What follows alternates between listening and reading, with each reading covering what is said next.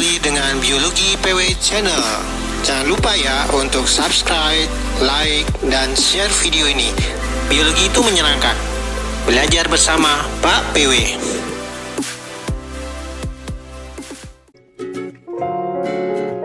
Ya, kita akan langsung bahas tentang keluarga berencana. Nah, pertanyaan yang sering muncul adalah apakah keluarga berencana itu? Nah, pemerintah tentunya sudah mempunyai tujuan tertentu dan ada latar belakang tertentu mengapa program keluarga berencana itu dicanangkan. Ya, salah satu faktor yang menyebabkan munculnya program keluarga berencana adalah pertumbuhan penduduk yang semakin meningkat setiap tahunnya. Nah, salah satu faktor penyebabnya pasti adalah angka kelahiran atau tingkat reproduksi yang cukup tinggi. Nah, untuk mengaturnya, maka pemerintah dalam hal ini Indonesia mencanangkan suatu program yang bernama keluarga berencana. Nah, keluarga berencana ini adalah suatu gerakan untuk membentuk keluarga sejahtera dengan membatasi kelahiran. Lalu bagaimana caranya? Ya, salah satu caranya adalah menggunakan alat yang disebut dengan alat kontrasepsi seperti kondom, IUD, spiral, suntik, susuk, dan masih banyak lagi. Dan kita akan bahas lebih lanjut tentang hal ini. Sebelum masuk ke materi selanjutnya atau pembahasan, saya akan menjelaskan dulu kompetensi dasar yang akan kita capai dalam pembelajaran keluarga berencana ini, yaitu menganalisis penerapan prinsip reproduksi pada manusia dan pemberian ASI eksklusif dalam program keluarga berencana sebagai sumber atau sebagai upaya meningkatkan mutu sumber daya manusia. Ya, kalau kalian sudah belajar tentang sistem reproduksi, maka sangat mudah kalian untuk mengikuti materi program keluarga berencana ini, karena ini adalah materi lanjutan dari sistem reproduksi. Nah, indikator yang ingin kita capai adalah yang pertama, menjelaskan manfaat program keluarga berencana. Saya yakin pemerintah Indonesia mencanangkan suatu program, tentunya ada manfaat yang ingin dicapai dan tujuan tertentu yang ingin dicapai. Berikutnya adalah indikatornya. Yang kedua, menjelaskan berbagai macam metode kontrasepsi sebagai upaya program keluarga berencana. Nah, di sini nanti kita akan menjelaskan metode-metode kontrasepsi, baik itu secara mekanik ataupun secara hormonal, kita akan jelaskan. Ya. Oke, kita akan langsung masuk ke materi. Tapi pesan saya adalah bahwa nanti semua materi yang ada di PowerPoint ini termasuk gambar-gambar, mungkin ada gambar yang agak vulgar ya, dan juga metode-metode KB ini semata-mata untuk memberi pemahaman kepada kalian sebagai pelajar, yaitu tentang keluarga berencana. Jadi untuk saat ini kalian jangan mencoba ataupun mempraktekannya di rumah untuk saat ini, dan cukup kalian pahami dan mungkin kalian bisa menerapkannya nanti setelah kalian menikah atau berkeluarga ya, karena sasaran dari program KB ini adalah untuk keluarga. Oke, kita langsung menuju ke indikator yang pertama. Tadi di indikator pertama adalah menjelaskan manfaat program KB ya. Pada umumnya KB itu adalah bertujuan atau bermanfaat untuk meningkatkan kesejahteraan penduduk melalui keseimbangan antara kebutuhan hidup dan jumlah penduduk. Jadi jumlah penduduk itu akan seimbang dengan kebutuhannya. Jadi tidak akan istilahnya tidak sejahtera gitu ya. Nah, untuk manfaatnya kita bisa rangkum seperti ini. Dengan program KB, yang pertama, kita mendapatkan kelahiran yang memang sangat diinginkan ya. Tentunya tujuan dari pernikahan atau membangun suatu keluarga adalah mendambakan suatu keturunan ya. Ada orang yang pengen cepat punya anak, ataupun masih nanti dulu ya, setelah kehidupannya mapan baru memperoleh keturunan. Nah, itu bisa diatur ya. Atau menghindari kehamilan yang tidak diinginkan ya. mungkin ada berbagai hal, seperti mungkin ada penyakit menurun yang harus diobati dulu, lalu akan menunda kelahirannya. Nah, itu bisa diatur. Nah, kalau sudah mempunyai anak dan pengen mempunyai anak berikutnya, ya, bisa mengatur interval di antara kehamilan, ya. Kemudian dapat mengontrol waktu saat kelahiran. Nah, kadang kan ada orang yang mungkin menikahnya sudah sangat berumur dan di situ harus memperoleh keturunan. Nah, maka bisa dikontrol, ya, sebaiknya kapan dan bagaimana, ya, cara melahirkannya itu bisa diatur. Kemudian yang terakhir adalah dengan program KB itu kita bisa menentukan jumlah anak dalam keluarga, ya. Saya bisa garis bawain di sini adalah mendapatkan kelahiran, ya, yang memang sangat diinginkan, ya. Kemudian menghindari kehamilan, kemudian bisa mengatur interval kehamilan dan mengontrol waktu serta menentukan jumlah anak, ya. Oke, selanjutnya adalah tujuan program KB, ya. Tujuan yang utama adalah mengurangi angka kelahiran.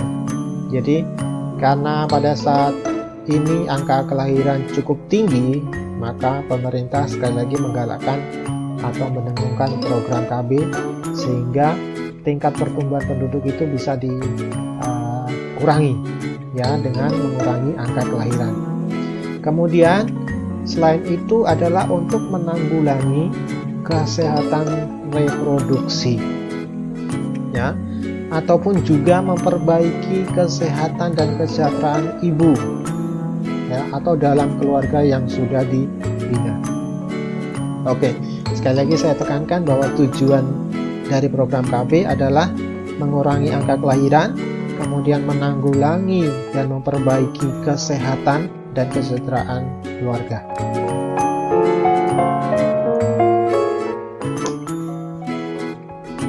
Nah, lalu bagaimana prinsip kontrasepsi atau metode-metode kontrasepsi yang dapat digunakan dalam program KB? Ya, kita akan simak pada bagian berikutnya ini. Nah, secara etimologi, kontrasepsi itu berasal dari kata contre dan konsepti. Contre artinya melawan, sedangkan konsepti artinya pembuahan. Jadi, pada prinsipnya, kontrasepsi itu adalah mencegah terjadi pembuahan atau melawan pembuahan. Nah, yang dimaksud pembuahan di sini adalah bertemunya sel telur oleh sel spermatozoa sehingga tidak menimbulkan terjadinya kehamilan. Nah, kontrasepsi tidak hanya mencegah kehamilan, tetapi juga bisa mencegah terjadinya penyakit menular seksual. Nah, di Amerika Serikat kontrasepsi sering disebut dengan birth control, sedangkan di Indonesia sendiri alat keluarga berencana, ya, itu adalah kontrasepsi. Nah, caranya bagaimana kontrasepsi? Dibedakan menjadi dua, yaitu metode non permanen dan metode permanen. Untuk yang metode non permanen, ya, artinya bisa bergantian secara periodik, ya, atau bisa diatur atau bisa dilepas, maksudnya bisa di stop metodenya, itu adalah non permanen. Sedangkan metode permanen ini adalah metode yang sekali digunakan tapi berlanjut sampai terakhir. Jadi mohon dipikirkan matang-matang kalau sudah mengambil untuk yang metode permanen, ya. Jadi untuk metode non permanen ini dibedakan menjadi 3. Yang pertama adalah metode tanpa kontrasepsi atau behavioral method. Yang kedua adalah metode mekanik, ya, barrier method. Kemudian yang ketiga adalah metode kimiawi, yaitu dengan hormonal. Nah, untuk yang metode permanen ini biasa disebut dengan metode teknik atau dengan sterilization method, ya. Kita akan bahas satu persatu. Yang pertama adalah metode tanpa kontrasepsi. Yang pertama adalah intercourse, yang kedua adalah awareness, yang ketiga adalah embrace, Yang keempat adalah outer course. Nah, kita akan bahas satu persatu. Intercourse itu apa, kemudian awareness itu apa. Ya, untuk intercourse. Ya, intercourse adalah suatu cara atau metode yang hanya dapat dilakukan oleh perempuan, yaitu dengan cara melalui pembilasan pasca senggama. Artinya, setelah melakukan hubungan seksual, maka vagina atau liang vagina itu dicuci dengan air biasa atau bisa dengan larutan obat-obatan. Nah, obat-obatan di sini yang dimaksud adalah obat-obatan yang ramah, ya. Diantaranya adalah cuka, ya, atau dengan air biasa. Jadi intinya adalah pembilasan pasca senggama, dilakukan setelah melakukan hubungan seksual. Nah, secara alami perempuan juga dapat mencegah kehamilan dengan cara memperpanjang masa menyusui, ya. Itu juga masuk ke dalam intercourse. Jadi memperpanjang masa menyusui, ya. Tetapi metode ini belum tentu efektif untuk mencegah kehamilan dan penyakit menular seksual. Yang kedua adalah awareness. Awareness itu apa? Metode tanpa kontrasepsi dapat dilakukan dengan tidak melakukan hubungan intim pada waktu masa subur, atau disebut dengan metode kalender. Kalian bisa menghitung dengan metode kalender, yaitu dengan masa subur tidak subur pada saat kalian menstruasi. Ini untuk yang wanita. Jadi pada saat masa subur jangan melakukan hubungan seksual. Jadi tapi kalau kalian pengen mempunyai keturunan, berhubungan seksual lah pada masa subur. Yang ketiga adalah embrace. Nah, embrace itu apa? Metode ini sangat sederhana, efektif, dan dapat dilakukan semua orang. Metode ini hanya dilakukan dengan memeluk, mencium, kemudian chatting di internet, bermimpi, dan berhayal tentang seksual, ataupun melakukan masturbasi sendiri. Jadi ini tidak melakukan hubungan badan. Oke. Selanjutnya adalah outer course. Outer course adalah terjadi pada saat melakukan hubungan intim atau lebih dikenal dengan petting. Nah, metode ini dilakukan setelah menghindari sperma masuk ke dalam vagina. Ya, menghindari sperma masuk ke dalam vagina. Lalu sperma itu kemana? Ya, sperma itu disebarkan ke bagian tubuh lain yang tidak berisiko menimbulkan terjadinya kehamilan dan PMS. Ya, ini adalah beberapa metode kontrasepsi tanpa menggunakan alat, ya. Jadi ada 4: intercourse, awareness, embrace, dan yang terakhir adalah outer course.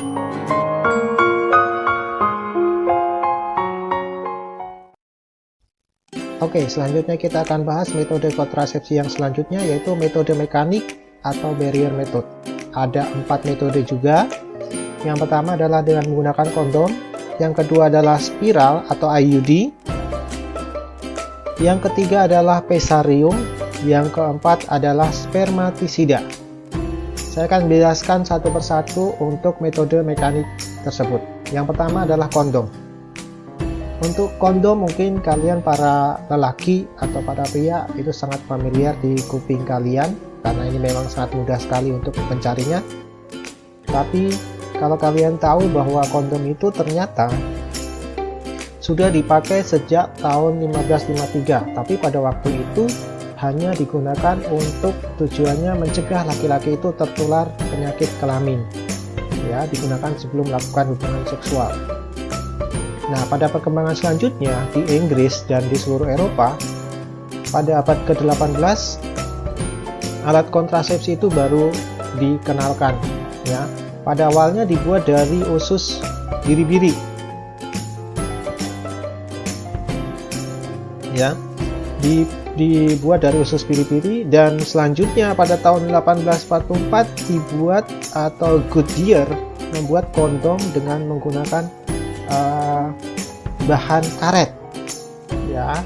Nah, maka kemudian kondom Goodyear ini merupakan alat kontrasepsi modern yang pertama. Nah, gambarnya seperti ini. Ini adalah gambar dari kondom ya.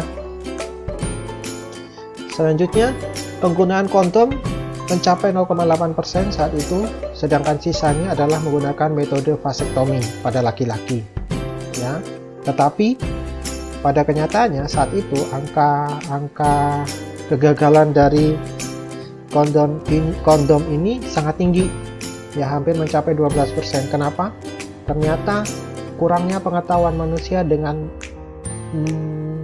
bagaimana cara menggunakan kondom yang benar dan tepat ya. Nah, berikut ini saya akan beri gambaran bagaimana cara menggunakan kondom yang benar dan tepat ya.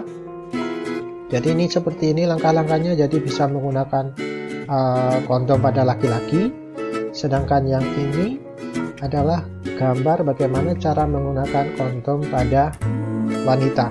Untuk yang pada wanita nanti akan dijelaskan lebih lanjut. Nah, kegagalan juga bisa terjadi karena kondom itu robek, karena kurang hati-hati dalam pemakaian, dan karena bahannya cukup tipis. Dan perlu diketahui juga bahwa kondom ini memiliki efek samping. Salah satunya adalah bisa mengakibatkan alergi terhadap karet kondom, baik itu di organ kelamin lelaki maupun organ kelamin wanita. Nah, keuntungan lain dari kondom, dengan mudah kalian atau kita dapat membeli secara bebas di apotek untuk saat ini ya. Tapi saya sarankan kalian belum saatnya untuk menggunakan kondom ya, karena kalian belum berkeluarga dan masih statusnya pelajar ya, jadi jangan sekali-sekali menggunakan kondom tersebut ya. Penggunaan kondom akan lebih efektif apabila dilakukan bersama dengan spermatisida ya. Nanti spermatisida itu apa akan dijelaskan lebih lanjut. Oke, selanjutnya adalah metode mekanik atau barrier method yang kedua, yaitu spiral.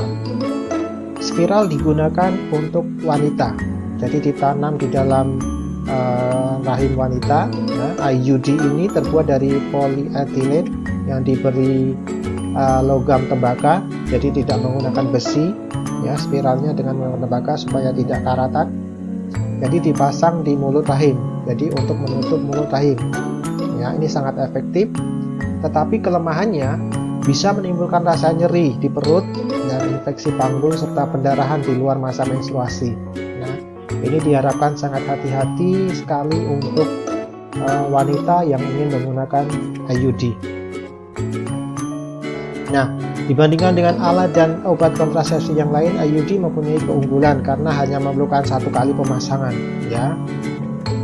Tetapi perlu diperhatikan juga tadi efek sampingnya ada ya, seperti pendarahan dan rasa nyeri. Metode mekanik yang ketiga adalah pesarium.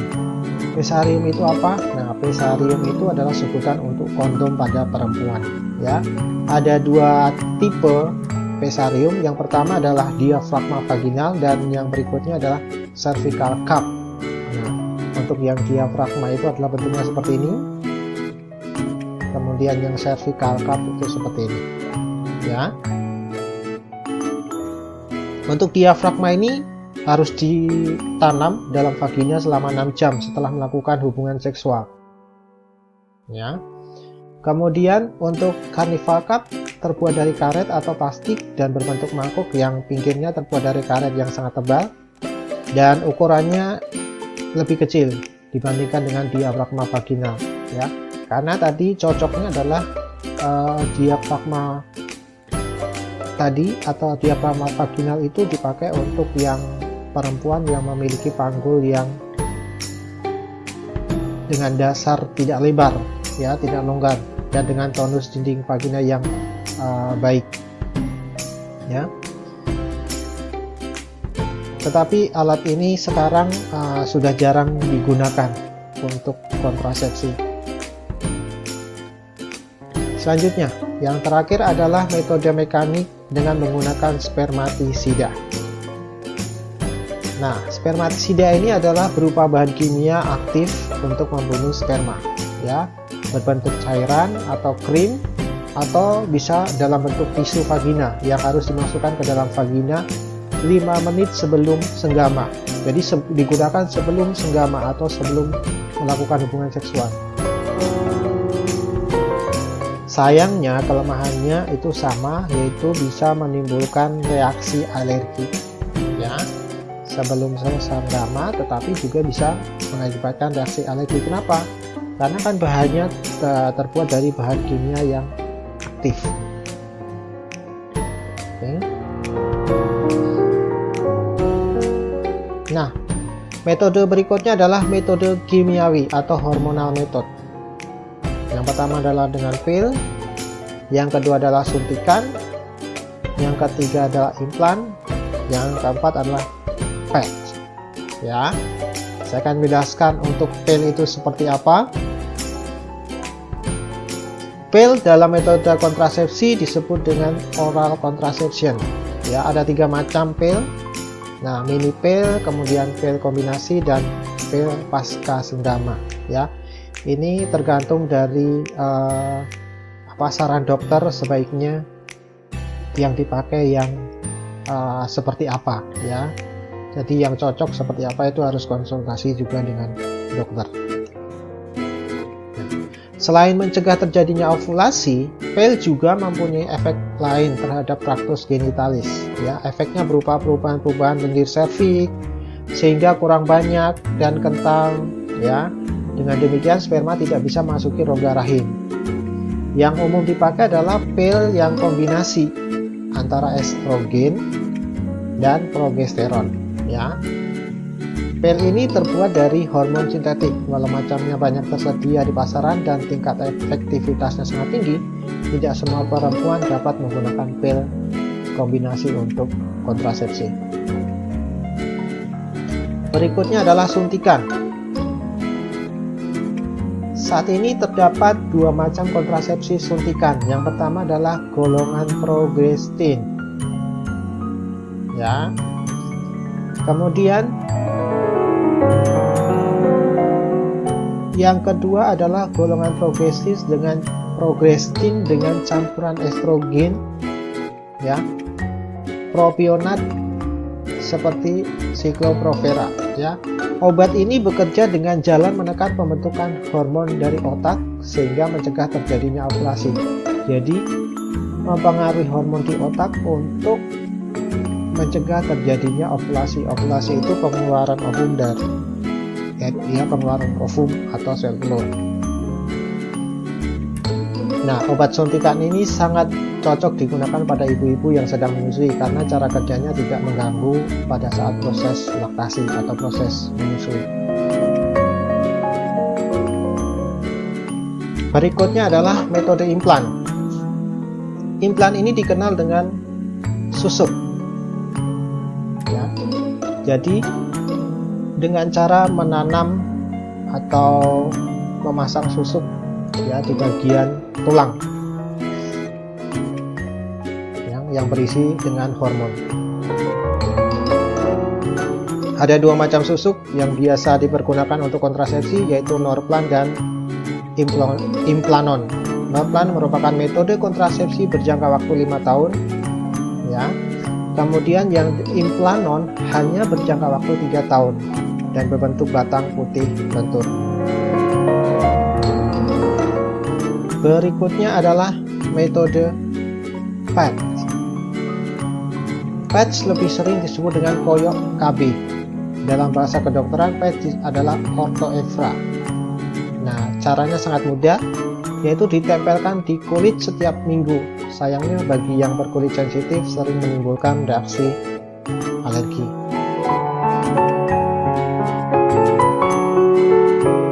Metode yang terakhir adalah metode teknik atau sterilization method.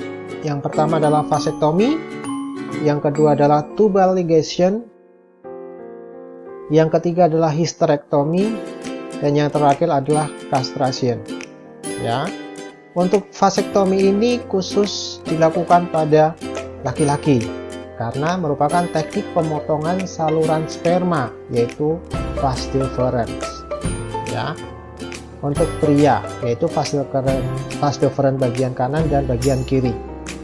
Jadi mencegah terjadinya transportasi sperma dari testis ke arah uretra. Ya. Nah, ini adalah gambar cara pemotongan dari vas deferens. Jadi ini adalah vas deferensnya. Kita lihat di sini dipotong.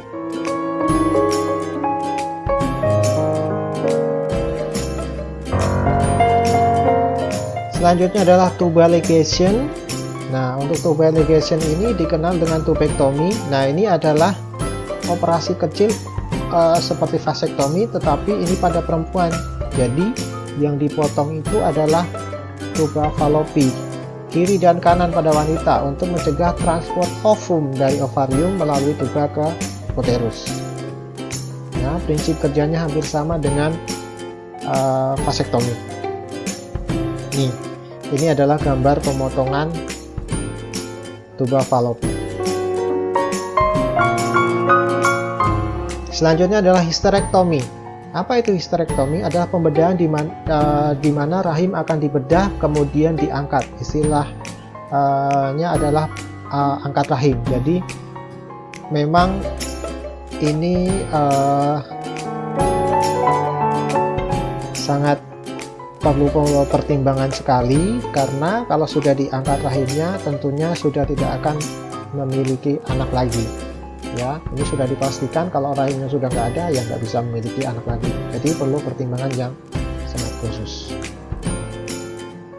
Nah, seperti ini gambarnya adalah, jadi rahim itu dipotong dan diangkat. Ini before dan afternya.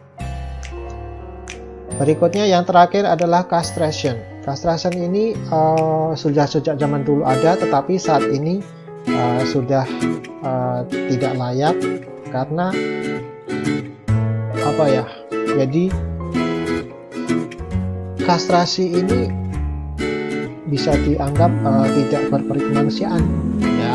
Jadi karena buah sakar atau testis itu diambil, jadi tidak memiliki testis, sehingga sperma dan hormon testosteron pada laki-laki tidak bisa dihasilkan, maka nanti akan mengakibatkan laki-laki itu seperti wanita, ya. Nah, pada umumnya kastrasi ini dilakukan pada hewan.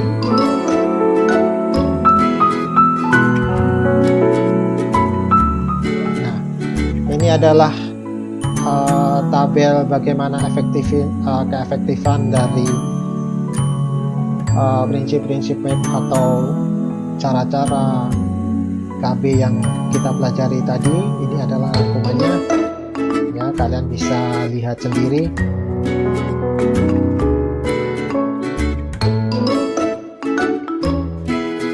Ya, ini adalah slide terakhir saya akan membuat kesimpulan dan membacakannya. Yang pertama, bahwa cara kontrasepsi dengan menghambat terjadinya ovulasi secara hormonal itu biasa dilakukan dengan menggunakan pil KB, suntik KB, dan susu KB.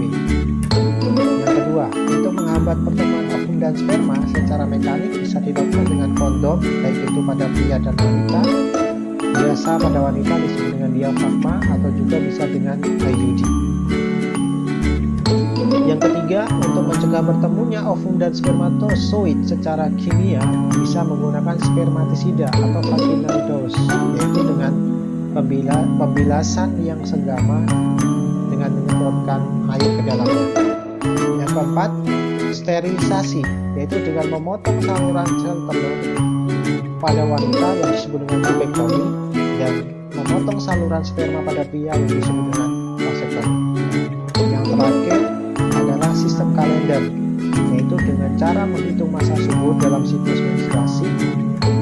Dan di sini pada saat masa subur tidak diperkenankan untuk melakukan hubungan seksual apabila kalian melakukan program keluarga berencana.